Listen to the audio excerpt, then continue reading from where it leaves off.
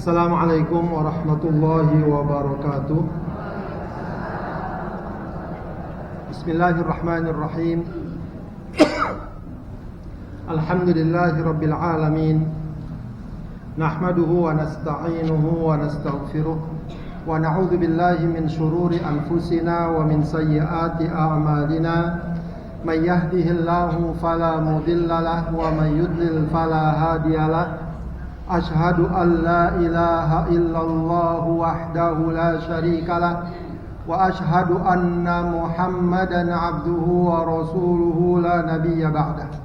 Allahumma fasalli wa sallim wa barik ala sayyidina wa habibina wa syafi'ina wa maulana Muhammadin wa ala alihi wa ashabihi ajma'in, amma ba'du. Allahumma 'allimna ma yanfa'una wanfa'na bima 'allamtana. Allahumma zidna 'ilman nafi'a wa 'amalan mutaqabbala.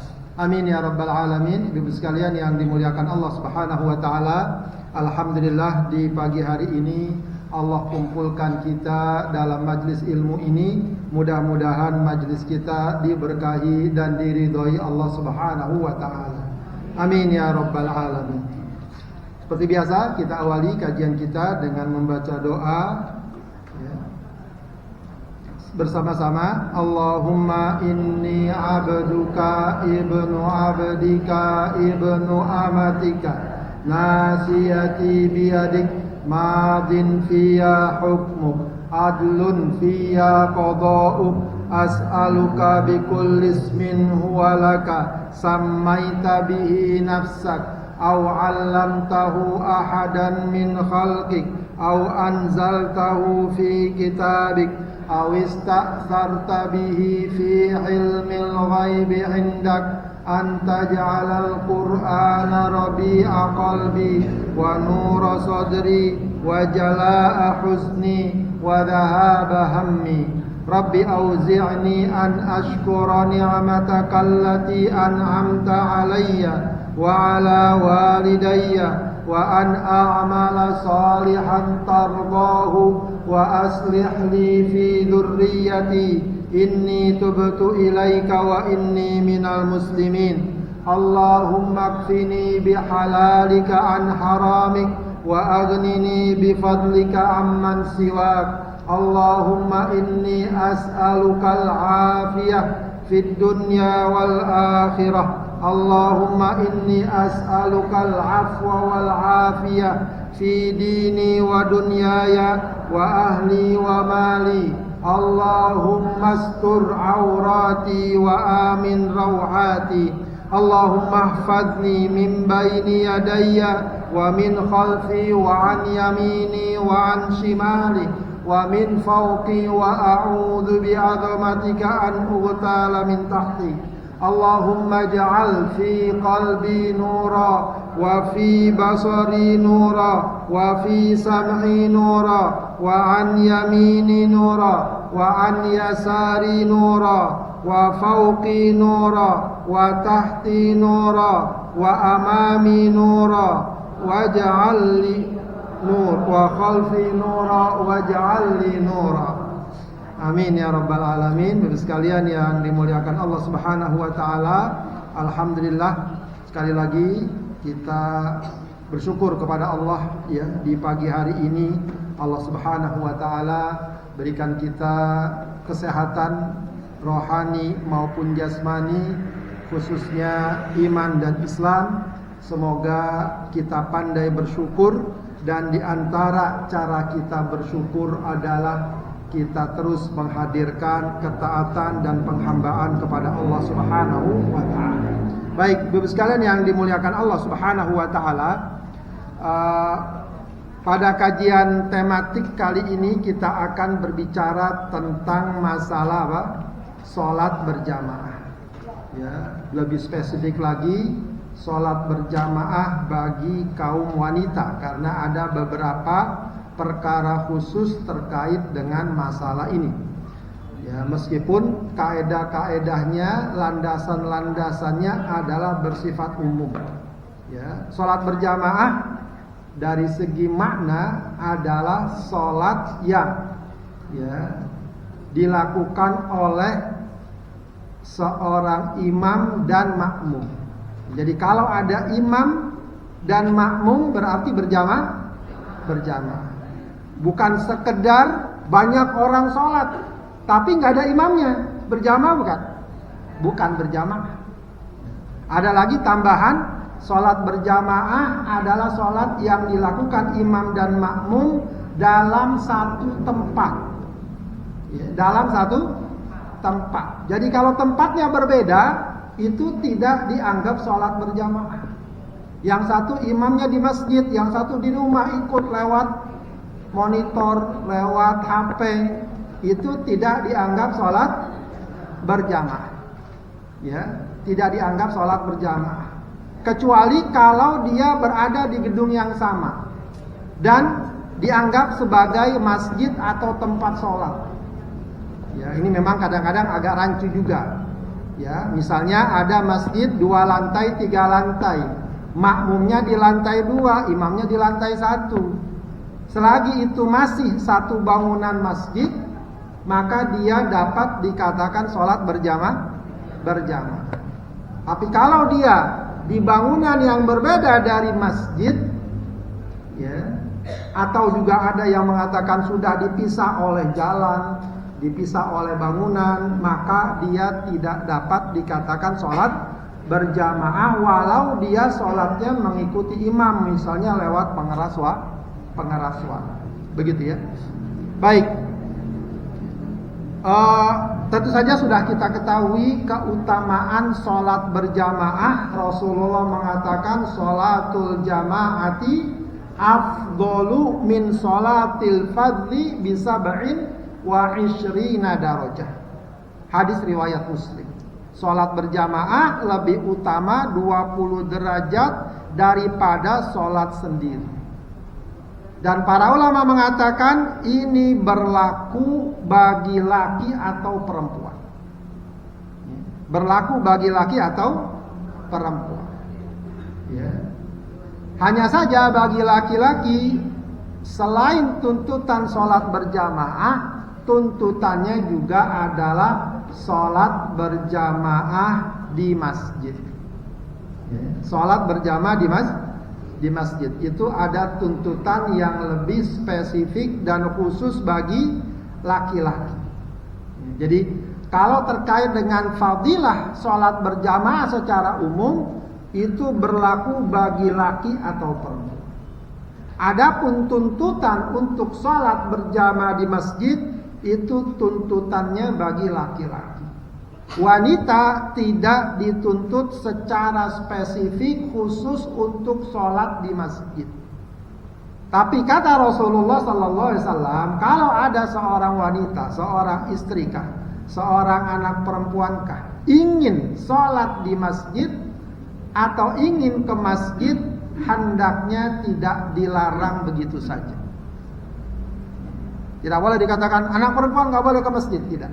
Ya. Khususnya nanti kalau di sana ada maslahat, ada tujuan kebaikan yang didapatkan.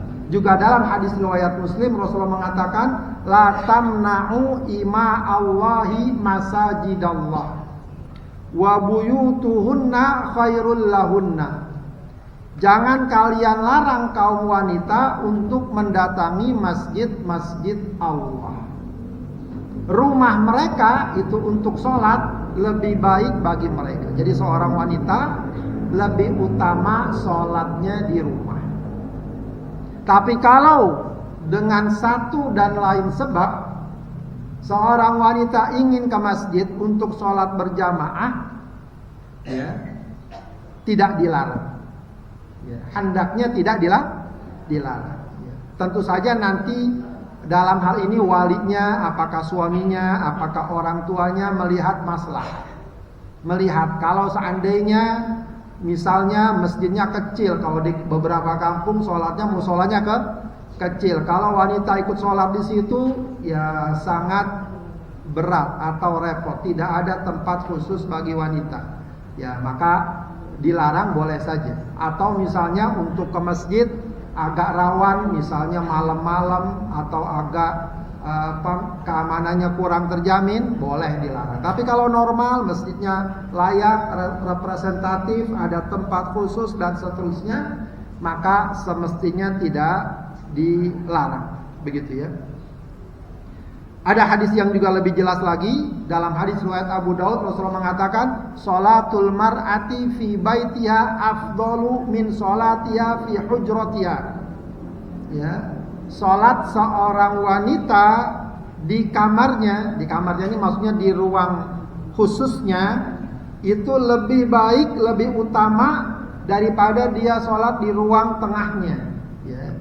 Ya, ini juga ada semacam anjuran agar ada satu bagian di rumah kita yang dikhususkan untuk tempat sholat. Ya, ini tentu terkait dengan rumahnya juga sih ya. Kalau orang tua kita dulu kan biasanya rumahnya gede-gede. Ya, itu biasanya ada satu kamar khusus buat sholat. Ya, cuma kalau zaman sekarang rata-rata rumahnya apa? Ya, kesana kesini dekat, kemana-mana dekat, ke ruang tamu dekat, ke dapur dekat, ke toilet dekat gitu ya. Jadi memang rumahnya banyak yang mungil. Maka kalau disisihkan satu ruangan, ya nggak cukup. Ya. Tapi kata Rasulullah, kalau dia sholat di kamarnya, lebih baik dia sholat dibanding dia sholat di ruang tengah atau di ruang depan. Ya. Nah kemudian sholatnya fi masjidiha afdal min sholatiha fi baitiha.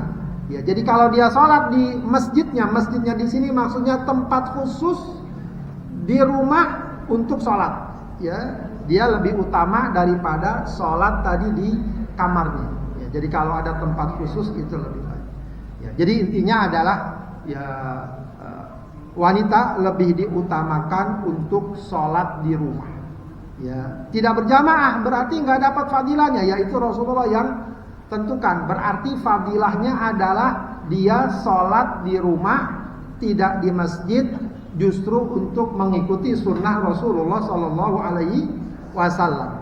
Ya, bahkan dikatakan jika itu niat dan tujuannya, maka insya Allah dia tetap mendapatkan pahala dan keutamaan sholat berjamaah.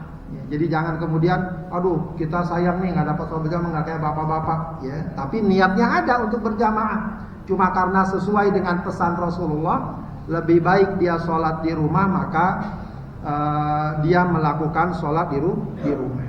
Begitu ya. Baik, jadi kalaupun dia datang ke masjid, ya maka di sana ada kemaslahatan. Misalnya orang kalau ke masjid, saya kalau sholat di masjid lebih semangat gitu ya. Atau imamnya misalnya bacaannya enak, panjang, saya jadi lebih tenang, lebih khusyuk. Nah, itu bisa jadi ya. Kemudian atau juga ingin belajar, ingin ngaji karena nanti ada pengajian, atau juga ingin suasana selingan, ingin kondisi khusus, tidak mengapa.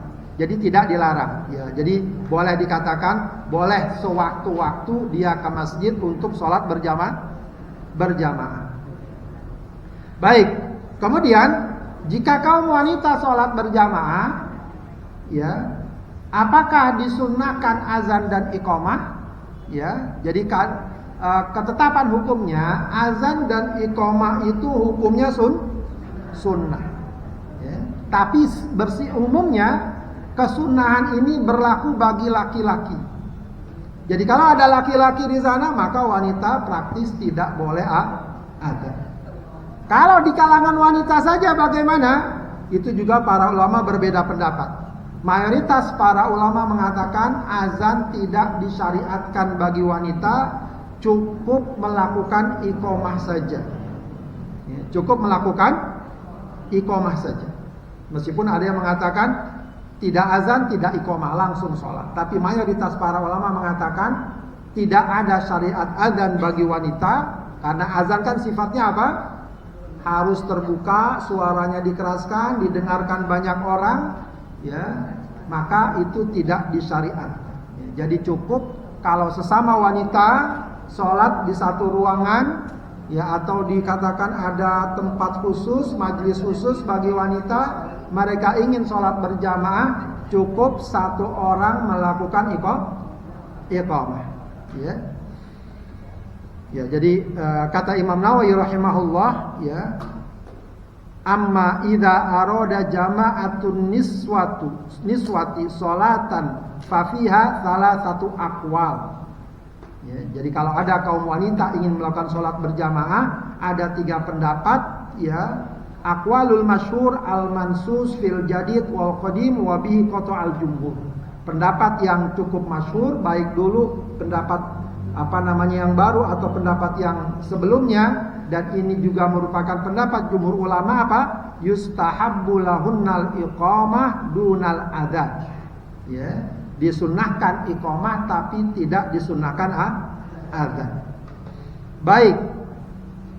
Bagaimana kemudian kedudukan imam dan makmum bagi wanita? Yang pasti wanita tidak boleh menjadi makmum, jadi imam jika makmumnya ada laki-laki.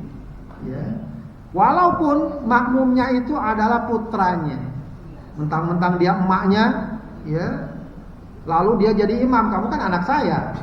Tidak, dalam bab sholat hal itu tidak berlaku.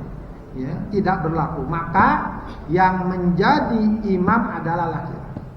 Nah, ini memang sebenarnya diingatkan juga nih, ya. Apabila kita punya anak laki-laki, kita ingatkan, kamu harus bisa tuh baca Al-Quran yang benar, yang baik, sholat yang benar. Karena apa? Kamu nanti jadi imam paling tidak di rumah tangga. Ya, kamu jadi imam. Begitu ya. Jangan sampai ya istrinya bacaannya bagus, suaminya belum bisa baca. Sementara dalam sholat, suami harus jadi imam. Nanti agak berat situasinya. Ya, maka kita hendaknya ingatkan, kita dorong ya anak laki-laki kita dari sejak sekarang untuk belajar baca Al-Quran dengan baik, menghafalkannya, tentu juga belajar hukum-hukum Islam, ya, terutama hukum-hukum sholat, agar dia dapat melaksanakan dengan baik. Ya. Wanita baru boleh jadi imam kalau jamaahnya pure wanita. Kalau jamaahnya pure wanita, tidak ada laki-laki di dalamnya. Ya. Rasulullah SAW mengatakan dalam hadis riwayat Ibnu Majah, ala la ta'umman namra'atun rajulan. Ya. Hendaknya janganlah seorang wanita mengimami laki-laki. Mengimami laki-laki. Ya, sementara terkait dengan bolehnya wanita menjadi imam kalau ya makmumnya wanita, itu juga disebutkan ya, dalam satu riwayat Rasulullah SAW memerintahkan seorang wanita namanya Ummu Waraqah untuk menjadi imam bagi keluarganya yang perempuan. Ya, terdapat dalam riwayat Hakim. Hadis riwayat Al-Hakim. Baik, kalau terjadi sholat berjamaah, ya, bagaimanakah posisinya dan barisannya? Maka kalau seandainya imamnya laki-laki, maka posisi wanita ada di belakang laki-laki. Baik di belakang laki-laki sebagai imam atau di belakang laki-laki sebagai makmum. Baik sedikit atau banyak. Ya. Jadi kalau imamnya laki-laki, misalnya makmumnya sendiri, wanita istrinya, sholat di rumah. Ya. Jadi sholat, kalaulah misalnya seorang suami entah karena apa sebabnya dia tidak ke masjid, istrinya belum sholat, bagusnya diajak sholat berjamaah. Nah, posisi perempuan itu di belakang imam, tidak di samping imam. Lain halnya kalau makmumnya laki-laki, imamnya laki-laki, makmumnya laki-laki sendiri, maka posisi makmumnya di samping kanan imam. Itu kalau makmumnya sendiri. Kalau makmumnya lebih dari satu laki-laki, maka tetap di belakang imam. Nah, kalau perempuan posisinya bukan di samping tapi di belakang. Jadi kayak main kereta-keretaan gitu. Termasuk juga kalau misalnya ada laki-laki jadi imam, lalu ada satu makmumnya laki-laki juga, ya, atau satu atau dua, lalu kemudian makmum berikutnya perempuan, apakah ibunya, apakah istrinya, maka tetap perempuan di belakang. Ya, itu memahami kaidah yang Rasulullah katakan apa?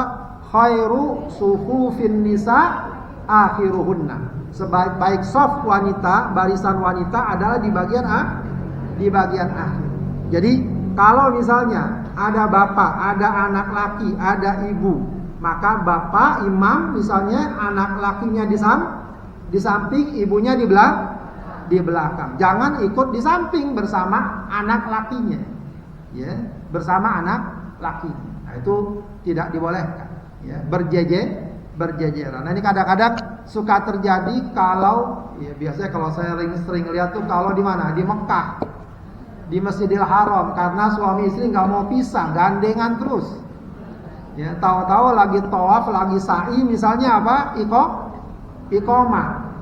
Lalu akhirnya karena nggak mau pisah, takut hilang, istrinya sholat di samping suaminya. Itu nggak boleh. Ya, harusnya cari dulu tempat, ya, yang agak jauh, yang ya sekitar situlah, ya. Sekiranya dia sholat di belakang. Jadi posisinya adalah kalau imamnya laki-laki, posisi wanita sebagai makmum di belakang. Begitu, ya. Misalnya ada satu imam, dua makmum laki-laki, maka dua makmum laki-laki di belakang imam. Wanitanya apa? Di belakangnya lagi. Ya, di belakangnya lagi. Baik, itu kalau imamnya laki-laki. Ya. Ya. Adapun kalau imamnya perempuan, maka posisi imam itu ada di tengah barisan pertama. Ya. Jadi sejajar. Ya, bolehlah di maju sedikit sebagai tanda, tapi selebihnya dia berada di barisan sejajar, barisan pertama. Ya, ada seorang ulama, dan ini banyak disebutkan oleh para ulama, ya, di antaranya Asy-Syairazi, kitabnya yang terkenal Al-Muhadzab, dalam fikih Syafi'i dikatakan as-sunnatu antaqifa imamatun nisa wasatohunna. Sunnahnya adalah imam wanita berdiri di tengah barisan pertama. Ya, ada riwayat bahwa Aisyah dan Ummu Salamah pernah menjadi imam bagi kaum wanita, lalu mereka berdiri di tengahnya. Ya, jadi Aisyah pernah, Ummu Salamah pernah jadi imam, ya, dan mereka berdiri di tengah barisan, bukan di depan barisan seperti halnya orang laki. Ya, itu terkait dengan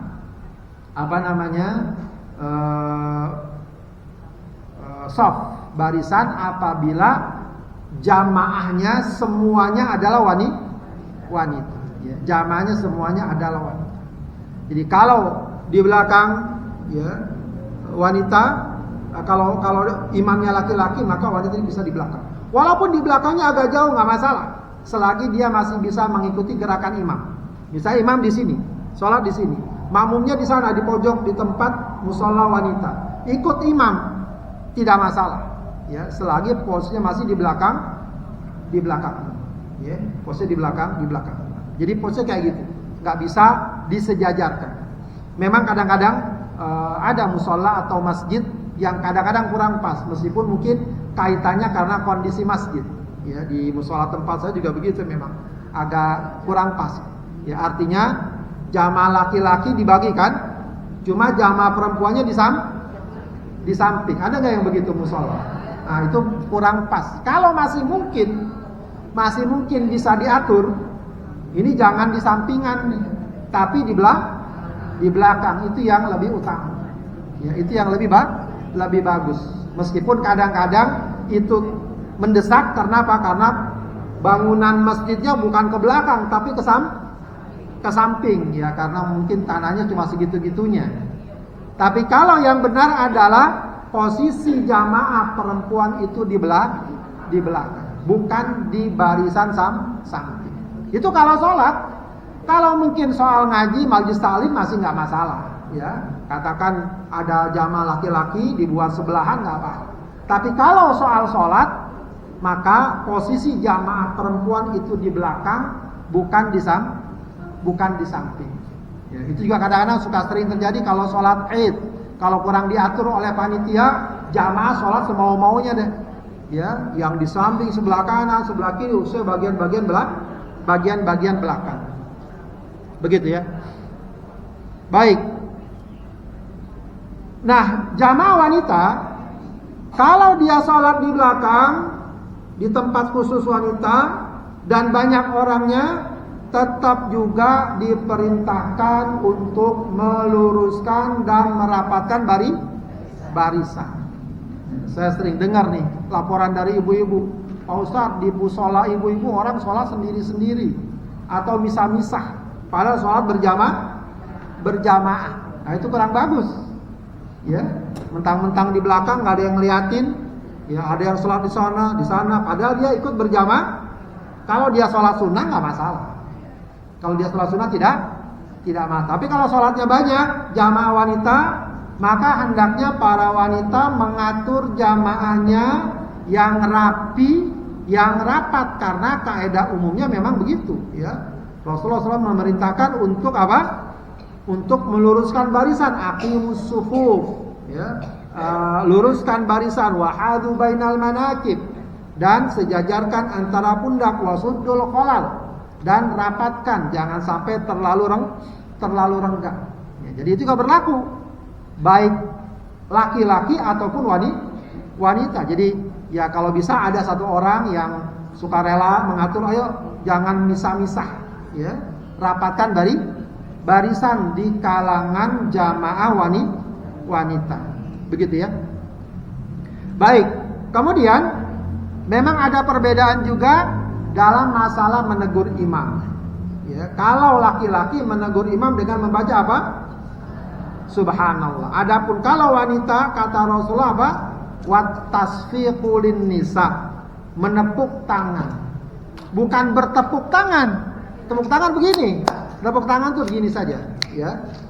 Ya cuma wallahu alam, ya, kata para ulama bahwa hal itu dilakukan apabila ada jamaah laki-laki. Adapun kalau sesama perempuan boleh juga bertasbih. Ya, tetap boleh baca subhanallah. Ya, ada seorang ulama Ibnu Rajab Al-Hambali mengatakan, wa innama tusfiqul mar'atu idza kana hunaka rijal. Yang disunahkan menepuk tangan bagi seorang wanita apabila di sana ada laki-laki. Fa amma illam yakun ma'a ghairun nisa.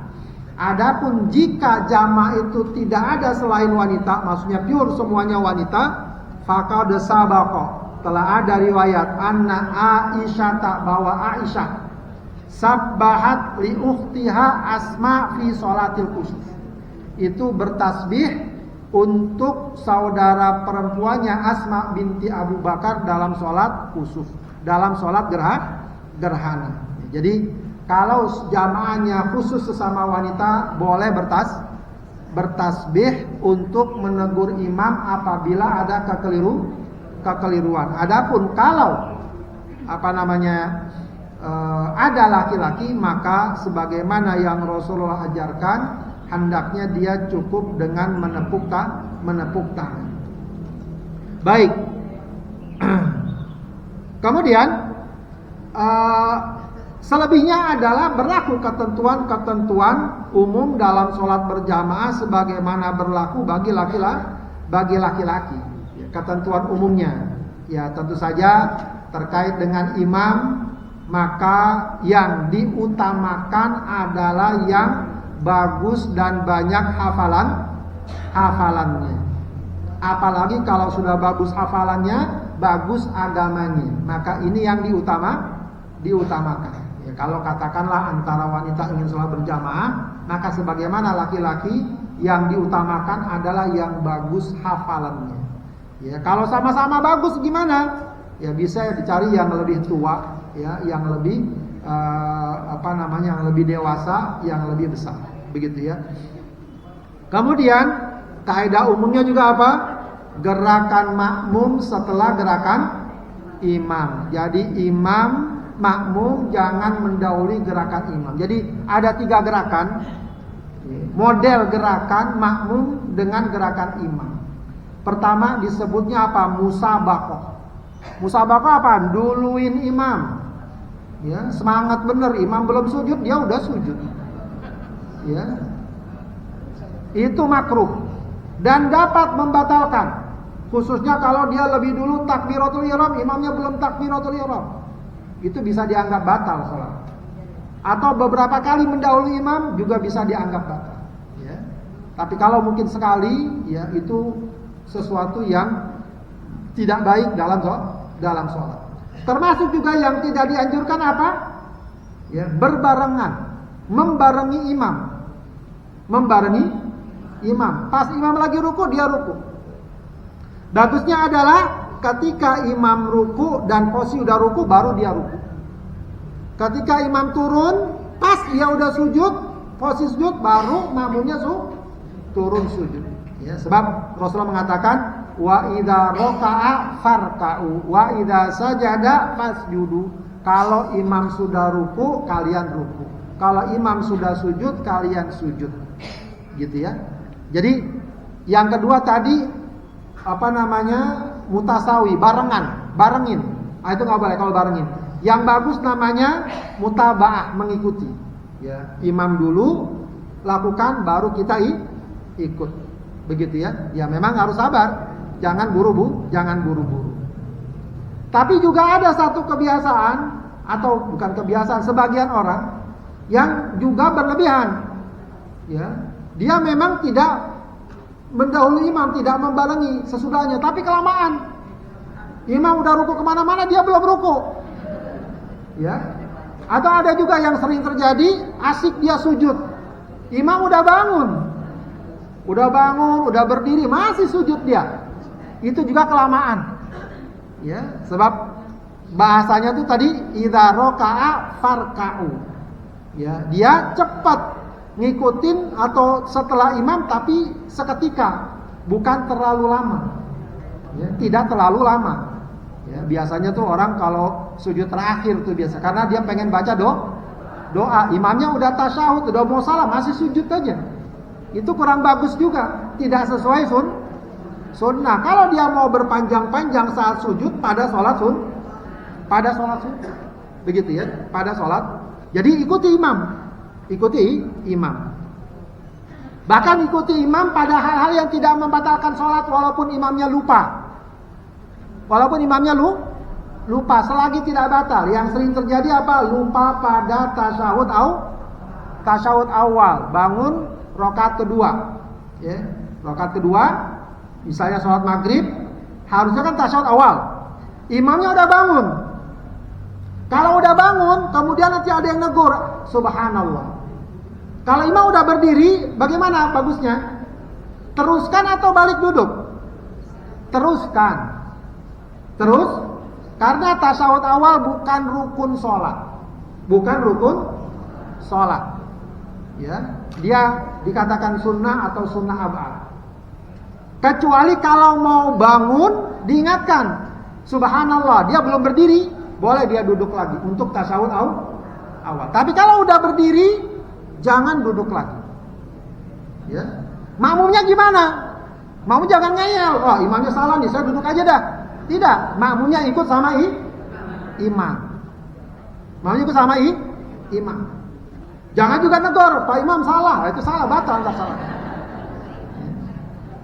Sholatnya batal kalau sampai negor.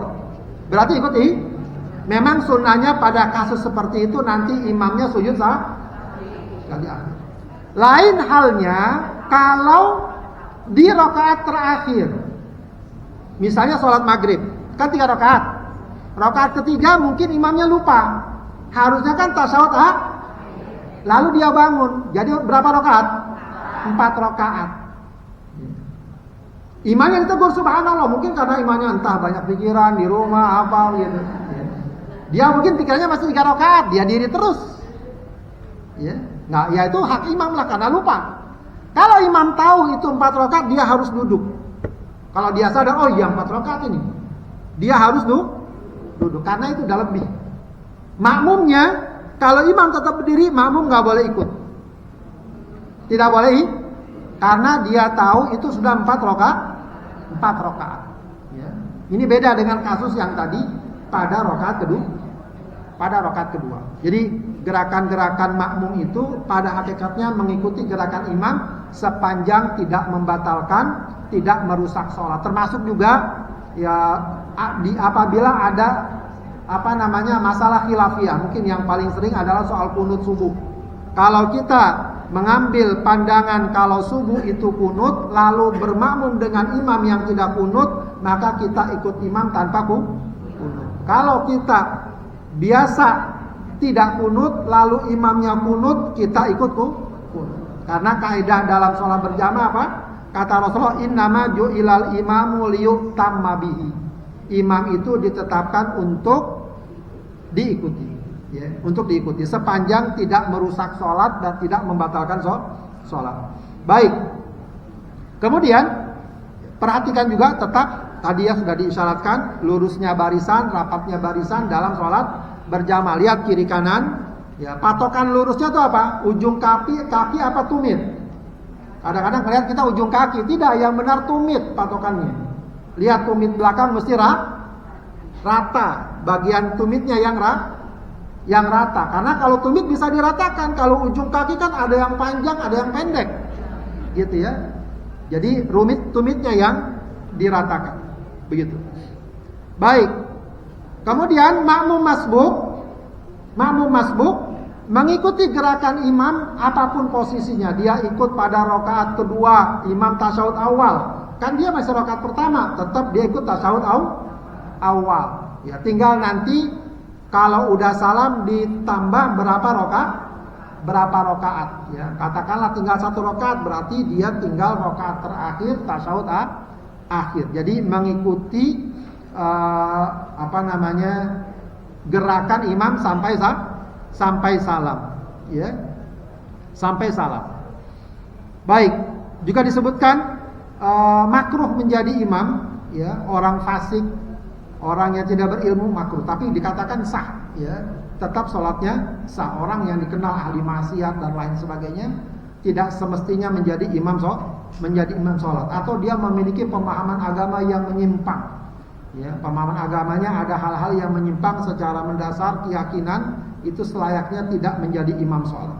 Ya, orang yang tunanetra, ya, selayaknya tidak menjadi imam bagi orang yang tidak tunanetra. Kalau tidak ada pilihan.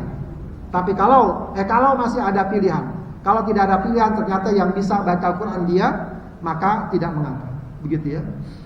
Ada juga disebutkan dalam bab adab juga, imam hendaknya orang yang disukai jamaahnya. Ini repot juga nih. Ya. Kalau jamaahnya nggak suka, dia jadi imam, itu repot. Maka kalau orang jadi imam, ya jagalah sikap baik-baik, bergaulah baik-baik dan seterusnya. Ya, karena memang ada sunnah untuk jangan menjadikan imam orang yang tidak disukai oleh jamaahnya, mungkin karena sikapnya, perilakunya, tabiatnya dan seterusnya. Ya, tentu saja yang juga dianjurkan adalah imam yang bagus, ya. Dan juga makruh jadi imam kalau dia tidak paham kondisi dan situasi. Ya. Harusnya orang jadi imam itu paham kondisi dan situasi. Saya pernah sholat di airport, ya tahu sendiri orang di airport, ya kadang-kadang harus nunggu jadwal tinggal semenit 2 menit.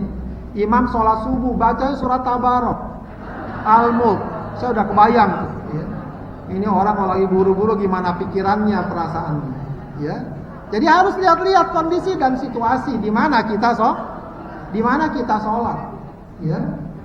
Banyak orang jamaah di depan, di tempat umum dan seterusnya. Makanya juga Rasulullah pernah menegur Mu'adz bin Jabal karena baca terlalu panjang, jamaahnya mengeluh. Ya, itu diperhatikan. Kalau mau panjang, sholat sunnah. Pada sholat sunnah, ya. Sholat fardu, apalagi di tempat umum yang terbuka, orang sibuk, ya siang hari, maka hendaknya dibatasi. Ya. Baik, ada lagi beberapa ketentuan terkait dengan sholat berjamaah dalam sholat sunnah. Bagaimana kedudukannya sholat berjamaah dalam sholat sunnah? Ya. Sholat sunnah ada 3 kategori ya, berkaitan dengan sholat berjamaah. Ada sholat sunnah yang diperintahkan untuk berjamaah. Jadi diperintahkan. Sunnahnya memang berjamaah. Tapi kalau dia sholat sendiri boleh ya. Tapi sunnahnya berjamaah. Apa? Sholat id ya.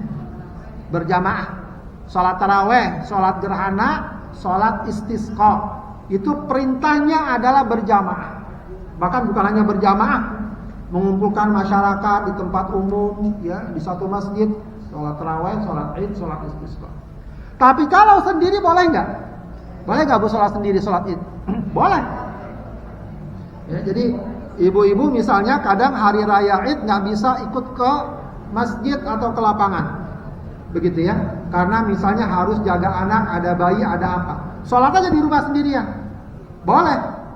Nangis dah sendirian nggak apa-apa. Ya. Ya.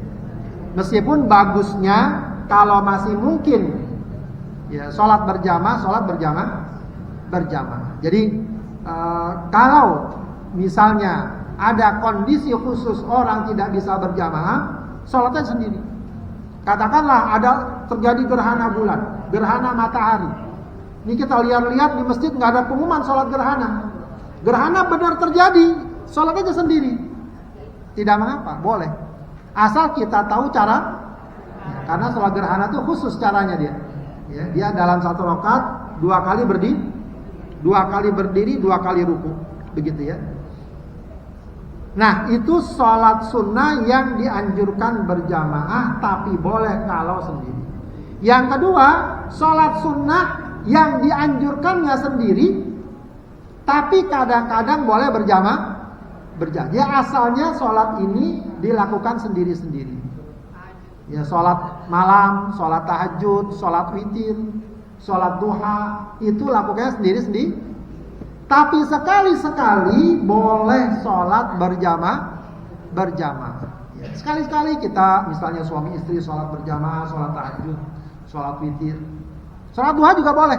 Ya, memang ada perdebatan sholat duha ini, tapi banyak para ulama yang mengatakan sholat duha boleh berjamaah, tapi tidak dilakukan terus-menerus. Ya, di sekolah-sekolah ya biasanya diajar anak-anak untuk sholat duha. Ya, kadang-kadang berjamaah, tapi kalau berjamaah setiap hari sebaiknya jangan. Karena asalnya sholat seperti ini sunnahnya adalah sendiri-sendiri. Begitu ya. Kemudian ada sholat yang tidak boleh dilakukan berjamaah karena tidak ada contohnya sama sekali dan para ulama tidak mengajarkan, ya sholat rawatib. Sholat rawatib, qobliyah, ba'diyah tidak dilakukan berjamaah. Termasuk juga dikatakan para ulama sholat istikharah tidak dilakukan secara berjamaah. Baik, kurang lebih demikian ibu sekalian terkait dengan beberapa ketentuan fikih dalam sholat berjamaah. Ya, jika ada yang masih belum jelas, mungkin bisa ditanyakan dan kita diskusikan. Silakan kalau ada yang mau disampaikan. Boleh silakan. Assalamualaikum warahmatullahi wabarakatuh. Salam. Untuk posisi wanita cuma 2 orang, dia sholatnya berjamaah, 1 imam dan 1 makmum. Terus yang bila imamnya makmumnya masbuk, kan yang harus diperhatikan itu dalam posisi saf harus di tengah dari tengah dulu. Nah itu kalau misalnya sendirian terakhir gitu, maksudnya tidak ada yang datang lagi, apakah harus menarik dari depannya? Nah itu apa dari tengah, apa dari yang di samping? Tengah berarti kan jadi kosong gitu ininya tempat. Makmum masbuk cuma sendirian, barisan depan udah penuh. Masbuknya sendirian di belakang. Sedangkan harusnya kan kalau itu dari tengah ya Ustaz ya. Nah itu gimana tuh solusinya? Apa ngambil posisi dari kanan atau kiri dengan menarik jamaahnya di depan atau gimana? Baik, kalau makmumnya sendiri, ya, imamnya sendiri, imamnya wanita, makmumnya wanita, maka posisinya seperti laki-laki, makmum wanitanya di samping imam, jadi tidak di belakang. Ya, jadi kalau imamnya wanita, makmumnya wanita. Ya, jadi itu posisinya di samping, jadi bukan di belakang. Lain halnya kalau makmumnya lebih dari satu, maka posisinya di belakang, begitu ya. Kemudian yang kedua, selamat tadi lupa saya. Masbuk sendirian, jamaahnya penuh, tidak mengapa dia sholat sendiri. Memang ada larangan sholat sendiri di belakang imam, di belakang jamaah. Itu maksudnya kalau barisan di depan masih ada yang kosong, lalu dia sholat sendiri. Ya, kalau dia misal sholat sendiri, kalau di depannya barisan udah penuh, dia ada di belakang, memang ada dua pilihan. Ada dua pilihan. Pertama, dia sholat sendiri di belakang dalam keadaan darurat, ya, dianggap sebagai pengecualian, atau dia tarik satu orang ke belakang. Cuma masalahnya siapa yang mau dia tarik? Ya, siapa yang tarik? Orang itu ridho atau tidak? Atau dia paham atau tidak? Ya, jadi bisa jadi menimbulkan masalah. Ya, udah enak-enak lagi sholat, ada yang narik lagi. Ya. Nah, dia nolak, dia apa, dia marah. Ya. Jadi, wallahu alam, kalau kondisinya kayak gitu, nggak usah menarik orang di depan. Cukup dia sholat di belakang sendiri. Insya Allah itu bukan kesalahan, itu pengecualian karena barisan di depannya sudah penuh. Jadi larangan sholat sendiri di belakang imam, di jamaah ya, di belakang jamaah itu dipahami kalau barisannya masih kosong, masih lowong dan dia masih bisa berada dalam barisan lalu dia memilih sholat sendiri, itu tidak boleh. Itu ada larangannya. Begitu ya, ada larangan. Wallahu a'lam. Silakan. Assalamualaikum Ustaz, mau bertanya karena masalah kesehatan, saya tidak bisa duduk iftirash. Apakah bisa diganti dengan duduk tawarruk Pak Ustaz? Bisa, boleh tawarruk, bahkan boleh bersila, boleh kalau soal kesehatan. Selonjoran juga boleh. Nggak apa-apa, yang paling mungkin dan paling mudah. Ya katakanlah iftirash juga nggak bisa, tawarruk nggak bisa, bersila nggak bisa, selonjoran nggak apa-apa. Asal jangan angkat kaki aja. Mungkin juga bisa jadi angkat kaki kalau memang kondisi kayak gitu, ya. Kondisi kayak gitu, nggak apa-apa. Jadi dilakukan sesuai dengan kemudahannya. Wallahu a'lam. Assalamualaikum warahmatullahi wabarakatuh. Salam.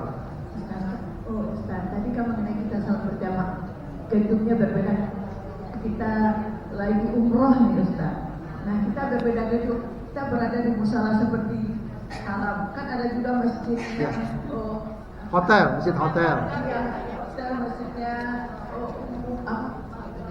ya itu gimana? Padahal dia masuk juga ke kamar. Ada juga yang sholat sama kita di dalam kamar aja karena imamnya juga di Masjidil Haram. Ya. Kayak di Abu Bakar kan masjidnya musalanya juga berbeda. Baik. Jadi kita mengikuti dari Masjidil Haram. Itu yang pertama. Yang kedua, contohnya kita sholat tahajud itu bagusnya berjamaah kalau kita ada suaranya Ustaz. Nah kalau kita merasa namanya bapak-bapak kan belajarnya nggak sebesar ibu-ibu ya. Perasaan kita bacaan kita lebih fasih daripada suami. Bagaimana kita harus sendiri atau kita tetap berimam Ustaz? Terima kasih. Baik. Pertama, sholat di bangunan yang berbeda. Memang di Masjidil Haram itu memang agak riskan ya. Tapi memang wallahu alam bisa jadi udah ada fatwa. Paling tidak yang boleh sholat di masjid itu atau di gedung itu adalah gedung-gedung barisan pertama yang langsung menghadap Masjidil Haram. Yang masih paling nggak kelihatan Masjidil Haram dan jamaah Masjidil Haram. Karena para ulama mengatakan boleh sholat di luar masjid atau bahkan di bangunan yang lain kalau masih bersambung. Kalau masih misalnya ada rumah di luar masjid terus jamaahnya beludak begitu ya, seperti mungkin kayak sholat Id segala macam. Nah kita boleh sholat seperti itu ya kalau bersambung. Nah masjid-masjid di pelataran Masjidil Haram wallahu alam mudah-mudahan masuk kategori itu. Selagi kita masih melihat langsung masjidnya atau paling enggak jamaahnya. Tapi kalau di kamar nggak boleh. Kita sholat di kamar walaupun lewat monitor itu nggak boleh, itu udah berbeda gedungnya, nggak kelihatan jamaah dan masjidnya meskipun kita mendengar lewat monitor, itu udah dianggap berbeda bangunan. Jadi tidak di kamar, kalaupun mau sholat di masjid yang ya masih dalam pelataran atau bersambung dengan pelataran masjid, masih kelihatan lah paling tidak masjidnya, jamaah masjidnya itu paling tidak seperti itu. Wallahu a'lam. Apalagi tadi? Dengan suami. Ya. Wallahu a'lam. Kalau bacaan suami salahnya mungkin masih salah yang ditolerir, kalau dalam ilmu tajwid disebut apa? Khofi. Ya, khotonya khofi, misalnya izharnya kurang jelas, ya, gunnahnya kurang jelas, itu masih dianggap ringan. Ya, tapi kalau satu huruf hilang, 2 huruf hilang, nah itu agak rawan. Mungkin bisa sholat sendiri saja, ya, bisa sholat sendiri saja. Tapi kalau bacaannya mungkin tajwidnya masih terlalu kurang, ya, sedikit, masih bisa ditolerir, ya, masih bisa bermakmum dengan suami. Tapi kalau suami betul-betul memang bacaannya parah begitu, ya, yang diingatkan saja suami untuk memperbaiki bacaannya, belajar dan seterusnya. Wallahu a'lam. Silakan. Assalamualaikum, Ustaz. Mau bertanya, kalau misalnya kita, saya sempat lihat beberapa kali kalau ada salat berjamaah, terus kemudian ada masbuk, ada orang lain masbuk. Misalnya rakaat kedua, tapi dia buru-buru ngerjain rakaat pertamanya, jadi dia nggak mau mengerjakan sisanya di belakang. Ya. Nah itu satu. Terus yang kedua, Ustaz, kalau kita sholat sunnah itu yang Ustaz, itu apakah kita harus berpindah tempat atau bisa di tempat yang ulang? Baik. Itu termasuk kebiasaan atau praktek yang salah, ya. Masbuk, tapi dia ngejar dulu sholat pertama, baru ikut bareng imam. Tidak. Masbuk ketika bergabung bersama imam, ikut apa sholatnya imam. Kalau nanti kurang 1-2 rakaat, dia sempurnakan. Jadi jangan dia sholat dulu 2 rakaat, dia kejar, baru nyusul imam. Ini bukan soal balap-balapan, naik angkot segala macam kejar. Bukan begitu caranya. Ya. Imam lagi rakaat kedua, lagi tasyahud, langsung ikut tasyahud. Nanti imam salam baru dilengkap. Pokoknya kalau gabungnya setelah ruku tidak dianggap rakaat. Gabungnya sebelum ruku itu dianggap rakaat. Begitu ya. Kemudian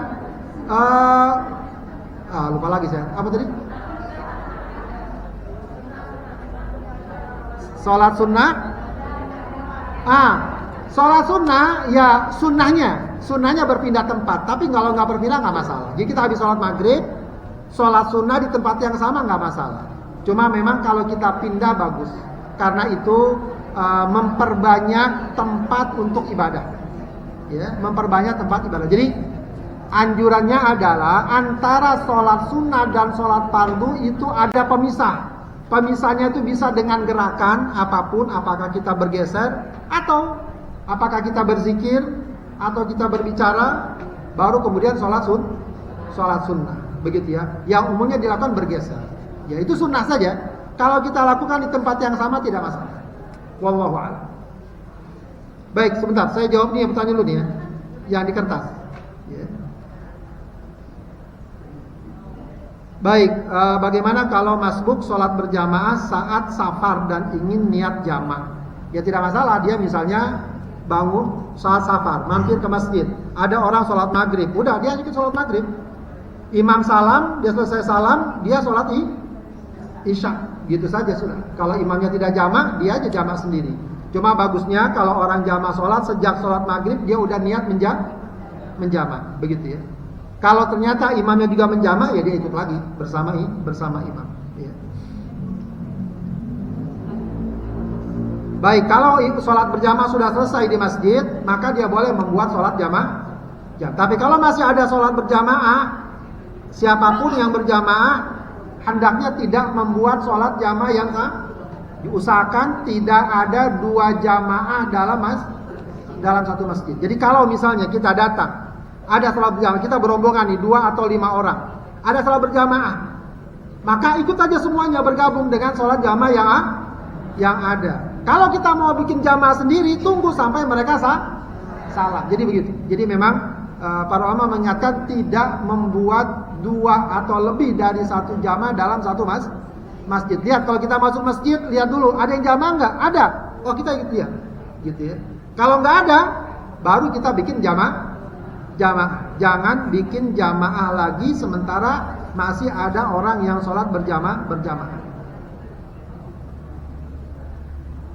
Kalau imam membaca Al-Fatihah, sebaiknya makmum diam atau mengikuti di belakangnya. Baik, membaca Al-Fatihah bagi makmum boleh saat imam baca Al-Fatihah, boleh sesudahnya. Karena soal membaca tidak dituntut untuk menunggu imam.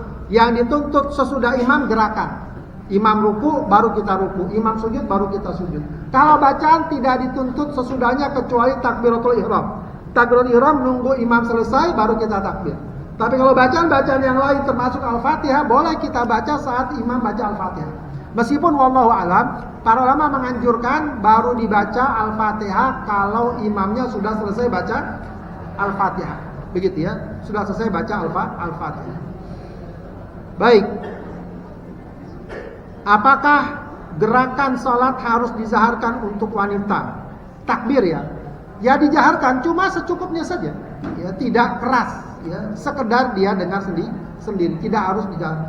Mungkin kalau imam wanita boleh dijaharkan agar yang lain tahu dan didengarkan. Ya. Bagaimana kalau ingin panjang sujud dengan doa tambahan? Boleh. Bolehkah dijaharkan? Ya tidak. Sujud tidak menzaharkan doa atau zikir. Baca aja secukupnya, seukuran untuk dia saja, tidak untuk didengarkan orang lain. Apakah zikir itu wajib setelah sholat? Tidak wajib. Dia sunnah. Ya, dia sunnah. Cuma memang ya dianjurkan. Bagus habis sholat kita berzikir. Ya. Bagaimana hukumnya? Sholat kakinya kelihatan. Ya. Mayoritas para ulama menyatakan para wanita kakinya aurat, harus ditutup. Makanya ya salah satu fungsi mukena itu bagi sholat wanita kan biasanya dia panjang, menutup sampai kaki. Minimal kalaulah orang tidak pakai mukena, ya pakai jilbab, pakaian biasa, minimal pakai kaos kaki. Memang ada madhab yang lebih ringan soal ini, madhab Hanafi. Madhab Hanafi mengatakan telapak kaki wanita bukan aurat dalam sholat. Itu karena kalau kita di Masjidil Haram, sebagian itu orang-orang India, Pakistan itu kalau sholat kakinya kelihatan. Ya karena memang ada madhab pendapat mereka seperti itu. Tapi mayoritas para ulama mengatakan kaki termasuk aurat, termasuk yang ditutup. Ya, maka perhatikan kakinya untuk jangan sampai terbuka. Ya. Apakah sholat berjamaah di hotel Masjidil Haram? Ini tadi ya. Kalau di kamar nggak boleh. Tapi kalau di masjid yang langsung berhadapan dengan Masjidil Haram, ya wallahu alam, mudah-mudahan boleh. Ya, karena itu tidak dilarang ya. Artinya masjid itu dibuka ya dan umumnya dipraktekkan. Sejauh ini saya tidak mendengar para ulama yang melarang hal itu di sana ya. Tapi wallahu alam, lebih baik memang, apalagi udah datang jauh-jauh dari Depok, sholatnya di hotel. Ya. Jadi walau capek sedikit jalanlah ya. Ke halaman kayak minimal ya. Di halaman masjid yang berkumpul bersama jamaah masjid. Wallahu alam. Masih ada lagi yang lain? Silakan. Satu lagi ya, udah siang. Assalamualaikum warahmatullahi wabarakatuh. Assalamualaikum. Sering bertanya, sering kita lihat imam setelah selesai sholat selalu tidak duduk sisi kanannya ke arah makmum, sisi kiri ke kiblat. Terus itu maksudnya apa itu Pak Ustaz? Ya, memang itu ada sunnah. Imam itu kalau selesai sholat menghadap makmum. Sunnahnya begitu. Rasulullah mengingatkan bagi imam kalau selesai sholat menghadap makmum. Ya, ada juga yang menghadap tapi ke samping. Ada yang menghadap langsung, ada yang ke samping. Salah satu hikmahnya kata para ulama agar makmum tahu kalau imam sholatnya udah selesai. Ya, sebab kalau duduk pasti ke depan, bisa jadi ada makmum yang datang lagi sholat ngangkat, dia takbir aja. Padahal udah salah. Itu salah satu hikmahnya. Salah satu hikmahnya agar makmum tahu, yang masbuk segala macam tahu kalau imam sudah selesai di samping juga ya agar imam juga mengetahui kondisi jamaah. Ya kalau Rasulullah itu bertanya si fulan kenapa enggak sholat jamaah, mana si fulan. Nah, itu juga termasuk hikmah yang lain. Ya, jadi memang ada sunnah bagi imam untuk selesai salam paling tidak merubah posisi agar makmum tahu kalau imam sudah selesai sholat. Wallahu a'lam. Tapi kalau dia tidak merubah juga tidak masalah. Itu bukan keharusan, ya itu sifatnya sunnah. Baik, buat salat, mau tanya? Udah, ya udah nggak apa. Baik, sudah Bu ya. Kalau ada pertanyaan lain mungkin nanti bisa disampaikan di WhatsApp atau di mana. Kita baca doa khatmul Quran. Allahumma arhamna bil Quran waj'alhu lana imaman wa nura wa hudan wa rahmah. Allahumma dzakkirna minhu ma nasina wa 'allimna minhu ma jahilna warzuqna tilawatahu ana al-laili wa atrafan nahar waj'alhu lana hujjatan ya rabbal alamin. Astaghfirullahaladzim hamdan yuwafi ni'amahu wa yukafi'u mazidah. Ya Rabbana wa ilahana lakal hamdu wa lakal syukru kama yanbaghi li jalali wajhika wa 'azimi sultanik. Allahumma salli ala Sayyidina Muhammad wa ala ali Sayyidina Muhammad. Rabbana taqabbal minna innaka antas sami'ul alim wa tub alaina innaka antat tawwabur rahim. Allahumma inna nas'aluka ilman nafi'a wa rizqan tayyiba wa amalan mutaqabbala. Allahumma faqqihna fid din wa faqqih auladana wa faqqih aulana wa faqqih ahlana ya rabbal alamin. Rabbana ighfir lana wa liwalidina warhamhuma kama rabbayana shighara. Rabbana hab lana min azwajina wa dhurriyyatina qurrata a'yun waj'alna lil muttaqina imama. Rabbana atina fid dunya hasanah wa fil akhirati hasanah wa qina adzaban nar.